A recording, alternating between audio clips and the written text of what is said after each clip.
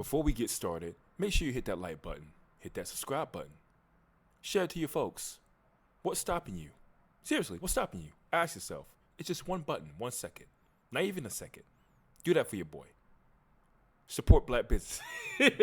Yo, I'm in the building. No, seriously, I'm actually am in the building. I feel like it's a good time with everything going on with the economy and how America and in general the world is. I feel like we might be revisiting or reliving certain tragic events that we've dealt with in the past 20 years.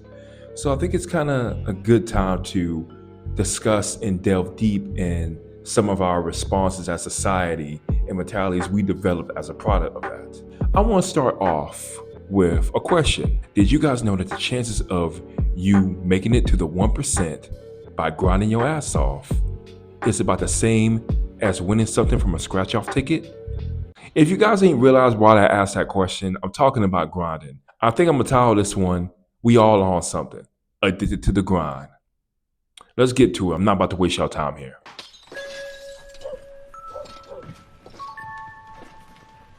I think it would be appropriate to define grind culture. That's kind of interchangeable with hustle culture, but I feel like grind culture is the more appropriate term. As far as definition, to keep it short and sweet, grind culture is hard work equals wealth.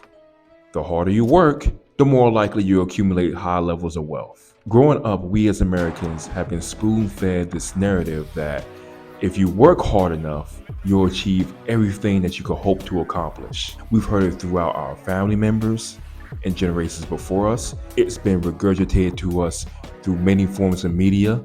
I'm here to say, as someone in his 30s, it's a myth, a lie, a trick. It's bullshit. We have been brainwashed into thinking that if we work ourselves to the bone and more than such, if we overwork ourselves to the point of extreme fatigue and even death, we could possibly get to the levels of those who have achieved that great level of wealth without having to work half as much. The American dream is a bitch, ain't it? Hard work to the point of extreme fatigue has never benefited anyone but the super rich. And grind culture is a product of that. But there's a reason for it. It comes from somewhere. And it's older than you think.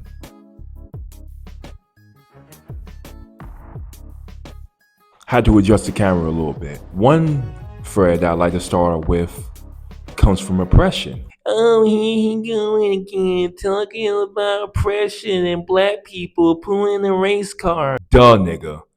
A lot of y'all going to have to realize that a lot of systemic problems that we deal with in America stem from oppression towards black and brown people and other marginalized groups. And as much as y'all want to run and hide from that and turn your eyes and play dumb of the actual history that is deeply embedded in the United States of America, it's reality and it's always going to resurface in some kind of way. Get over it. In the late 19th century, black people, freshly off of dealing with the worst form of slavery in all of human history, were struggling to adjust to new living conditions and their newfound freedom. And instead of acknowledging the racial injustices and systemic barriers that they place, American societal response was deeming black folks as lazy and incompetent. So our response? Outwork everybody just to prove our worth and that we are just as good as everybody else. Hence, grinding our asses off. I speak for all brothers and sisters when I say we all heard it from our parents and their parents that we have to work twice as hard to get the same respect and accolades. There's a reason for that. The second thread is a religious sense. In Christianity, especially Protestantism, hard work equated to high morale, high spirituality. The harder you work, especially when suffering, the more spiritual inclined you were. Even if the suffering that you was dealing with wasn't through your own actions. Matter of fact, if it wasn't because you caused it, your morale would be even more valued because you worked through it. Another thread is the industrial era. That's when hard work started to become more of a societal thing. How hard you work determined your societal worth. How hard you work determined how valuable you was as an individual. With events and situations like Silicon Valley and Wall Street, Hardworking and overworking became something to be admired rather than to endure. But if I had to give more of a recent phenomenon that kind of caused the explosion and rebirth of grind culture, because I don't want to say it created it, the 2008 recession. I'm not going to go into details about the recession. Those who lived through it, even as a kid, know how traumatic that experience was. There's a reason why we fear it today in 2026, because those who lived through it know how hopeless it was. The people who in the workforce could not make a living off the jobs they were already working, even if you was a white collar person. That's when side gigs and side hustles became more prominent. But the difference is, it was out of necessity, not out of ambition. I want you to notice the irony in some things. How, when it comes to marginalized groups, it was seen more as a way of survival. With non-marginalized groups, it was a way to serve capital. Kind of twisted, isn't it? Kind of twisted how something that was formed out of desperation and survival now became something of a badge of honor and something that should be the norm to a lot of people, as so they feel. And now we get to the past 5-10 years, recent times, where social media started existing and blew up and expedited all of this, whether it be celebrities, influencers, self-help gurus. They all have contributed into turning grinding into a badge of honor, flooding Instagram, LinkedIn, and TikTok, whatever, with glorifying images and videos, showcasing the lifestyle under the guise of hard work. Now, a lot of people are at this mind state where they equate hard work with wealth and success. This goes double for multimillionaires and billionaires. People like Elon Musk, who, despite his behavior, he still gets praised somewhat because his wealth. Elon Musk once famously said that you cannot change the world working 40 hours a week. You see how people with capital tend to create a narrative for the average human being as an agenda to push this false sense of reality.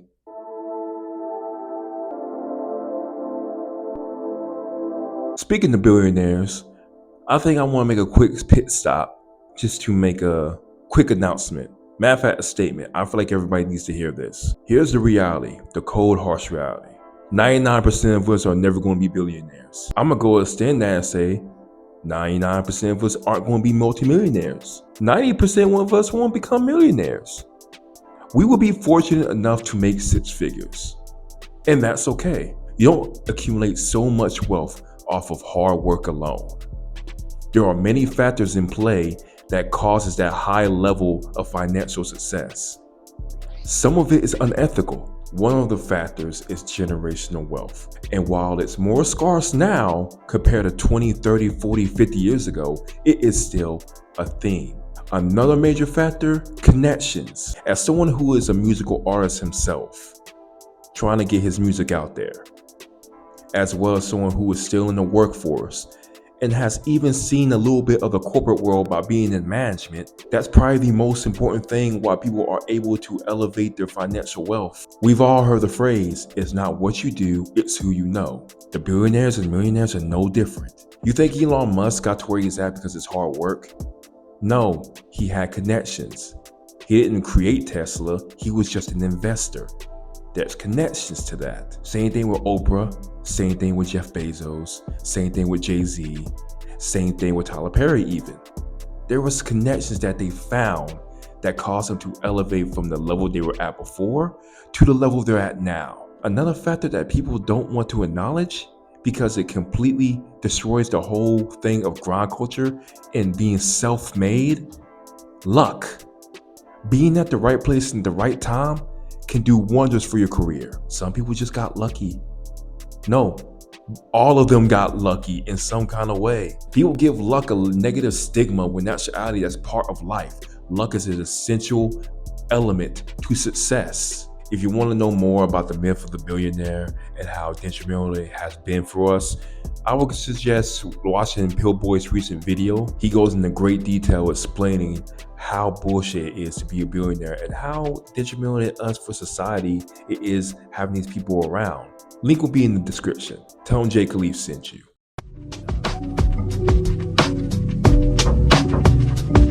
So why do we fall for the grind culture? It's because we are victims to this design system that promotes this. It still stems from survival.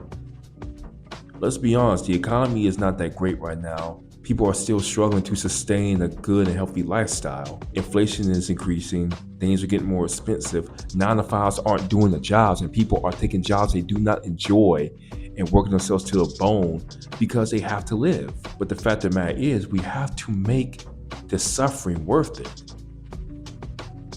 Even if there's a possibility that that might be a fallacy. The super rich know this, that's why they take advantage of this. This is how you get billionaires fabricating their lifestyle to make it look like they worked hard for this while denying the connections that they have. I want to be clear, there's nothing wrong with having connections. Anybody will be dumb or lying to say they wouldn't use the connections given to them. The problem is where you straight up deliberately neglect those privileges or deny that you have them to push an agenda that is detrimental to the everyday man and woman. Because that's what it is. It damages. You're not helping anybody, you're just damaging for your own ego and your own profitable gain. Let me revisit. The grind culture didn't come from nowhere. The workforce that promotes overworking, those are the same ones that are fine with you working unpaid overtime. They are fine with you missing out on precious time with family and friends and loved ones to work on holidays. They're fine with you missing the raise or reducing the raise for company reasons. It's that same workforce. I think we've all done it before, but we've worked more than we needed to. I know I have. There were several times where I worked days that I wasn't getting paid for, just for the company, just for hope that one day I get a promotion and get in a better financial, situation. Spoiler alert, did not happen. Now I ain't gonna go into detail about that because I'm gonna get pissed off about it. Here's the truth that people don't realize, that one person that made it, there's 1,000 people that burn themselves out trying to do the same thing. Speaking of trying to do the same thing, let's talk about some of these influencers. Because it's not just your job that's taking advantage of you and taking advantage of human nature. Here's the kicker about these influencers. Their hustle is selling the hustle. They're using the hustle as a product. See, because they're not making their money. Most of them aren't making their money from the businesses that they say that they're doing. They're telling you that. They're making their money from you. More importantly, you trying to emulate them. The coaching calls, the private Discord conversations, the subscriptions. Subscribe now, $47 per month, link in bio. Bitch ass nigga. A lot of these dudes aren't living like that either. They're renting apartments. They're leasing and renting cars and other material items. They're selling the aesthetic, they're selling the image, hoping that you can buy into it. And the cycle goes on. The average influencer makes $45,000 a year. That's even less than most people make working a 9 to 5. Well, maybe not most, but it's definitely around the same amount. But they ain't gonna tell you that because that's gonna ruin the grift. They're not gonna tell you that you'll still be making around the same you would working a 9 to 5. In fact, it's gonna be more stressful because you're gonna have to try to keep up that momentum because the revenue is not guaranteed. Let me clarify. I'm not saying you're stupid for buying into it. I'm not even gonna be that type of person because that's human. It's normal to keep yourself busy, to keep your mind off of stuff that might stress you out or hurt to sit with. That's real, that's human. We all do it. We all will continue to do it, no matter what age, what generation we in. But those feelings get monetized, and that's the issue.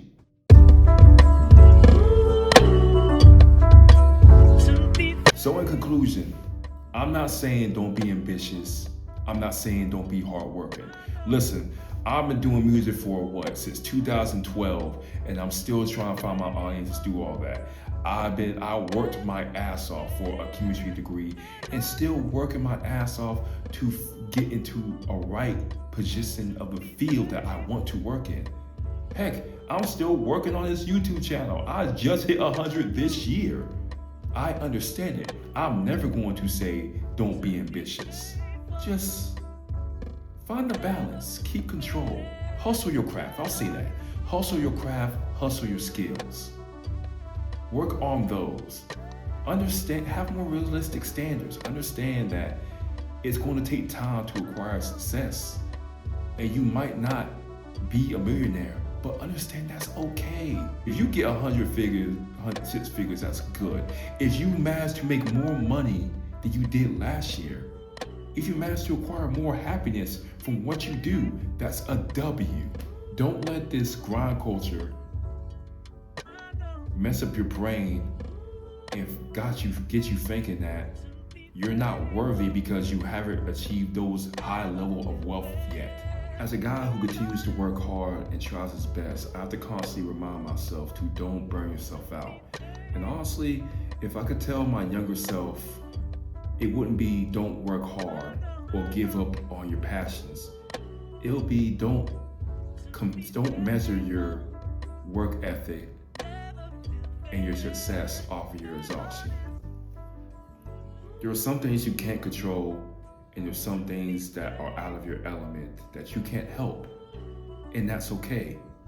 Work on the things you can control. Work on skills, work on relationships, work on your craft. Don't spend hours trying to scratch a lottery ticket and define it as worth ethic, because it's not. Burn something, but don't burn yourself out for someone else's bottom line. And that's real. Thank y'all for tuning in. But before I go, let me ask you something. What do you define success? Especially if grinding wasn't part of the equation. Let's cut that out of the equation. What is successful to you? Drop that in the comments. I would like to know. I genuinely want to know, because everybody has their version of success. And if I made you think twice, even a little bit, make sure you like, comment, subscribe, interact. Support your boy. Because we want to have a lot more of these conversations. Definitely in different areas. Trying to experiment a little bit, as you can see. Make sure you check out the other videos. Offer really great insight on those as well. Thank y'all for tuning in. I hope y'all have a blessed day or night, wherever y'all at, what time y'all at. And peace. Sensitive mind, some with furious style, like my name is Trey. I know dope boys, yeah, I know the price of chasing K. Know the point of enjoying life is broke could die any day. So the focus doing right anyway. Not that many men wish death, but don't care if I fade away. So I take the shots and handle the hits. Don't take my